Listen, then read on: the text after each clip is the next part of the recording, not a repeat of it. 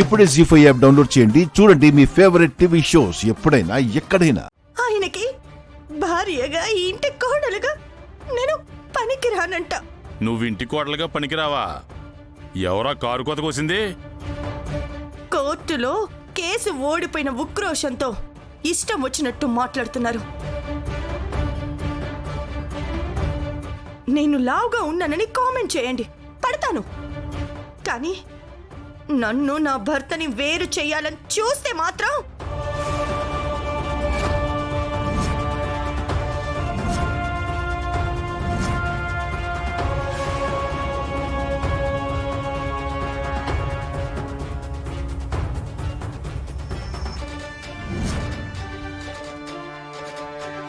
ఏ గుండమ్మా, ఏయ్ ఏంటే అత్తయ్య గారికి వెల్ చూపిస్తున్నావేంటి?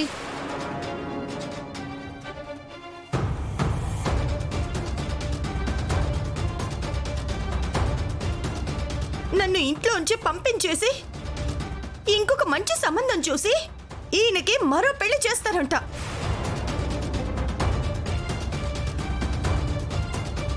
నాకు ఏమీ అభ్యంతరం లేదు అని అత్తయ్య గారు మాట్లాడుతున్నారు. అమ్మా, ఏం చెప్పాలి, ఏమనాలి? అనడాలు చెప్పడాలు కాదమ్మా, ఆ మాట మాట్లాడితే చెప్పు తీసు కొట్టాలి, పళ్ళు రాలే వరకు.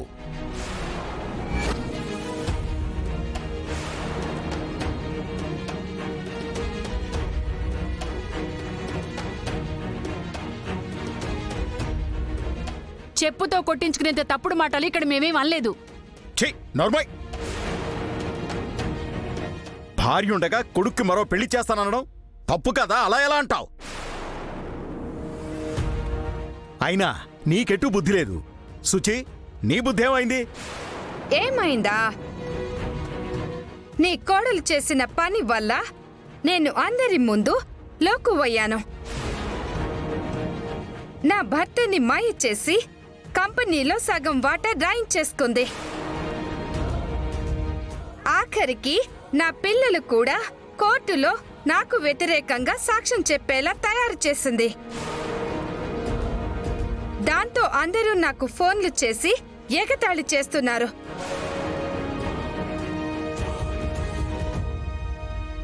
నీ భర్త ఎవరో దారిన పోయేదానికి ఆస్తి రాశాడంట కదా, నీ పిల్లలు కూడా నీకు ఎగైనెస్ట్ గా ఉన్నారంట కదా, అందుకే కోర్టులో కేసు ఓడిపోయావంట కదా అని నాకు ఫోన్లు చేసి నవ్వుతుంటే తల గోడకేసి కొట్టుకుని చచ్చిపోవాలనిపిస్తోంది.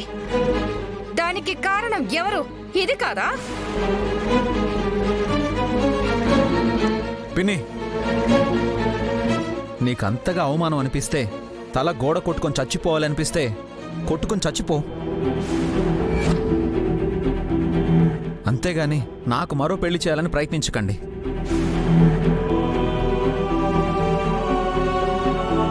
అవునన్నయ్య, బాబాయ్ వదినకి కంపెనీలో వాటా ఎందుకు ఇచ్చాడో చెప్పాడు కదా, అర్థం కాలేదా? తెలుగులోనే కదా చెప్పింది. అవును, మంచి చెప్తే కొంతమందికి అర్థం కాదులే అబ్బాయి, అంతే. మీ మనవరాలకి జరిగిందేమో మంచి, నాకేం మంచి జరగలేదు, నష్టం తప్ప.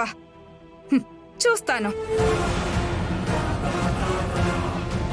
నేనింతలా కృంగిపోవడానికి కారణమైన ఇది ఎలా బాగుపడుతుందో నేను చూస్తాను.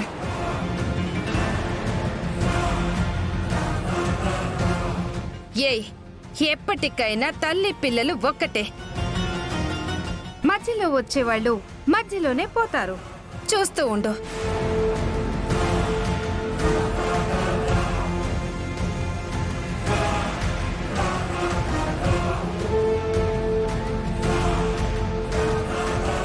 ఏంటంటీ అలా ఉన్నారు? ఏం లేదు. ఎందుకంటే అబద్ధం చెప్తారు? ఇందాక గుండమ్మ చేసిన గొడవతో అందరూ అన్న మాటలకి నాకే రక్తం మరిగిపోయింది. మీకు కోపం ఉండదా? సర్లేవే అయిపోయింది కదా. అయిపోయింది కదా అని వదిలేస్తే మళ్ళీ జరుగుతుంది. మళ్ళీ మళ్ళీ జరుగుతూనే ఉంటుంది. ఆ గుండమ్మ ఎగురుతుంటే వాళ్ళందరూ తిడుతూ ఉంటే ఆంటీ పడుతూ ఉండాలా?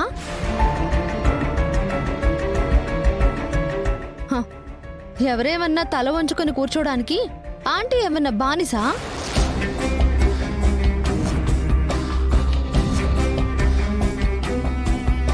నేనంటే ఈ ఇంటి కోడల్ని కాబట్టి ఆ గుండమ్మ విషయంలో ఒక్కోసారి తగ్గాల్సి వస్తుంది.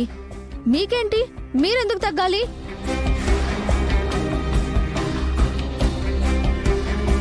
ఏం చేయమంటావే?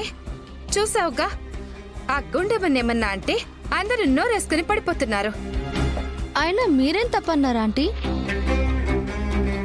నువ్వు కోడలిగా సరిపోవు, బావగారికి ఇంకో పెళ్లి చేస్తానని అత్తయ్య గారు కొన్ని 100 సార్లు అన్నారు ఇదే కుటుంబం ముందు. కిక్కురు మనకుండా నోరు మూసుకుంది.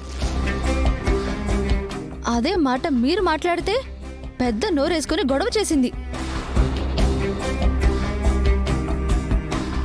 ఆ మాట మీరన్నారు.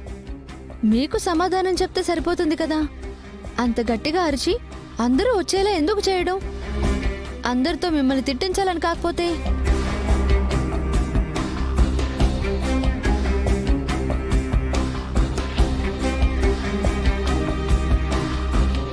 మీరంటే ఎంత లోకం అయిపోయారంటే దానికి. చూడటానికి గట్టి పూచలా ఉంటావు, ఏం పుల్లలు పెడుతున్నావే. మీకు విషయం తెలుసా? మావయ్య గారిని మాయ చేసి కంపెనీలో సగం వాటా రాయించేసుకుందని మీరు ఫీల్ అవుతున్నారు. మిగతా 50% కూడా రాయించుకోవాలని ప్లాన్ చేస్తుందని చిన్న ఇన్ఫర్మేషన్. ఏంటి నువ్వు చెప్పేది? అవునా ఆంటీ? చెప్పు నానమ్మా. అవునే, నాకు ఇప్పుడే తెలిసింది. నిజమా ఆంటీ? సగం మింగిన దానికి మొత్తం మింగడం కష్టమా? ఇప్పటికైనా ఏదో ఒక సివియర్ యాక్షన్ తీసుకోకపోతే మీరు మీ కుటుంబం ఏదో ఒక రోజు రోడ్డు మీద ఉంటారు.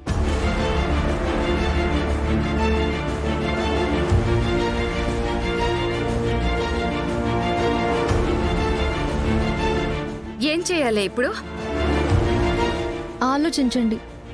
లీగల్గా వెళ్తే ఏం జరిగిందో చూసారుగా. అన్ని పనులు జరగాలంటే వేరే దారిలో వెళ్ళాలి. ఆలోచించండి.